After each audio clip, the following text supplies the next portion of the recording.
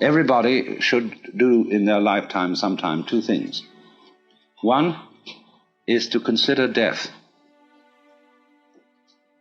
to observe skulls and skeletons, and to wonder what it will be like to go to sleep and never wake up. Never. That is a very gloomy thing for contemplation, but it's like manure. Just as manure fertilizes the plants and so on, so the contemplation of death and the acceptance of death is very highly generative of creative life. You get wonderful things out of that. And the other thing to contemplate is to follow the possibility of the idea that you are totally selfish. That you don't have a good thing to be said for you at all. You are a complete, utter rascal. Now, when you go deeply into the nature of selfishness, what do you discover? You say, I love myself, I seek my own advantage. Now, what is the self that I love? What do I want? And that becomes an increasingly ever-deepening puzzle. Now, I've often referred to this when you say to somebody else, I love you. It's always rather disconcerting to the person to whom you say that. If you imply that you love them with a pure, disinterested, and holy love, they automatically suspect it as being a little bit phony. But if you say, I love you so much I could eat you, that's an expression, it's a way of saying to a person, you attract me so much that I can't help it. I'm absolutely bowled over by you, I'm gone. And people like that. Then they feel they're really being loved, that it's absolutely genuine. But now, I love you so much I could eat you. Now what the devil do I want? I certainly don't want to eat the girl in the sense of literally devouring her, because then she'd disappear.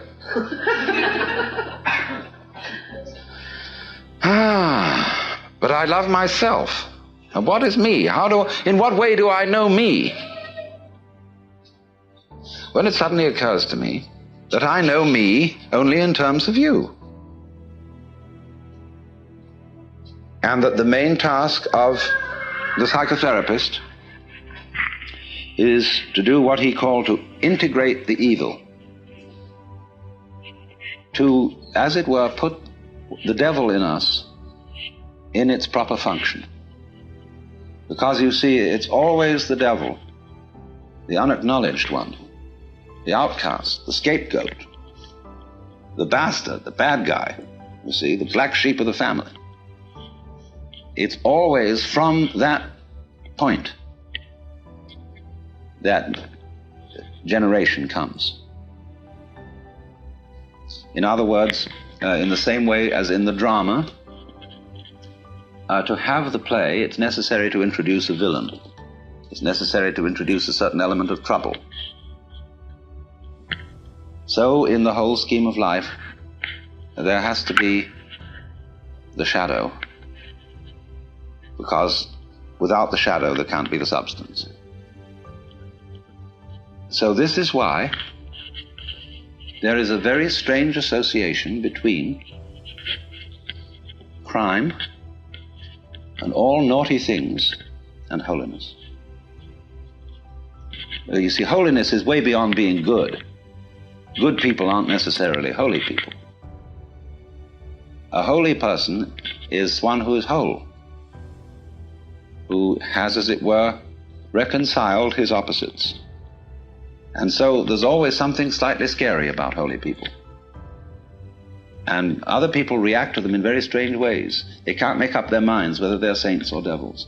And so holy people have throughout history always created a great deal of trouble, along with their creative results. Take Jesus, for example. Trouble that Jesus created is absolutely incalculable. Think of the Crusades, the Inquisition, the heaven only knows what's gone on in the name of Jesus. Very remarkable. Freud's a big troublemaker. Jung had a tremendous humor. And he knew that nobody can be completely honest. That you will try and you'll have a great deal of success in exploring your motivations and your dark, unconscious depths. But there will be a certain point at which you will say, well, I've had enough of that.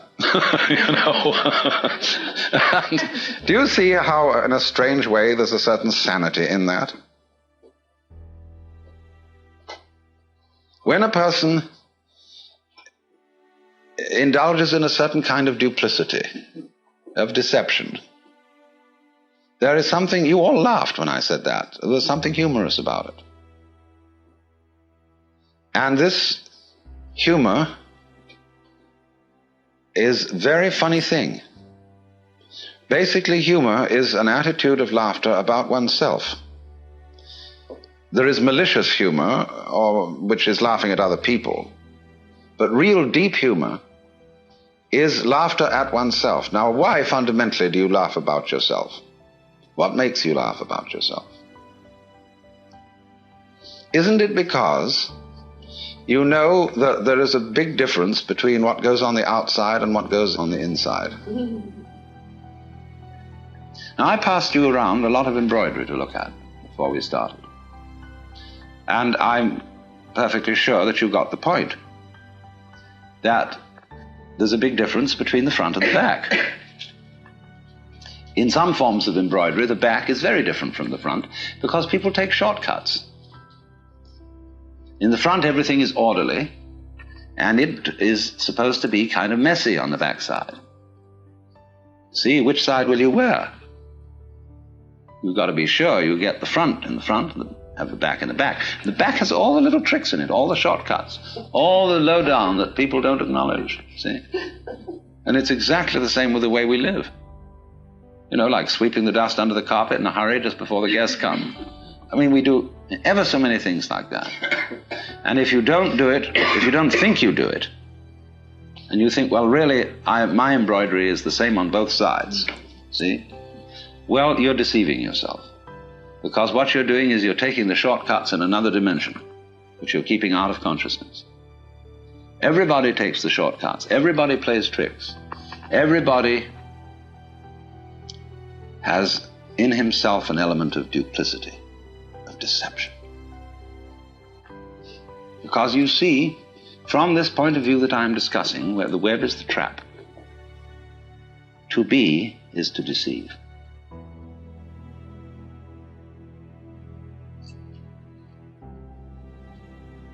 Think of camouflage, the chameleon who changes its color. Think of the butterfly pretending it has eyes. Think of the flower saying to the bee, like my honey? The bee says, wow. But then that means that the bee has to be, and it has to go on living, and all the trouble it takes to go around collecting honey and raising other bees and organizing itself and doing that dance which tells the other bees where there's more honey. There's all that stuff to do. But the flower was deceptive. Now, in the same way, I've often said, life is a drama, and a drama is a deception. It's a big act. When you peel an onion and you don't really understand the nature of an onion, you might look for the pit in the center, like any ordinary fruit has. But the onion doesn't have a center. It's all skins. So when you get right down, there's nothing but a bunch of skins. You say, well, that was a kind of disappointing.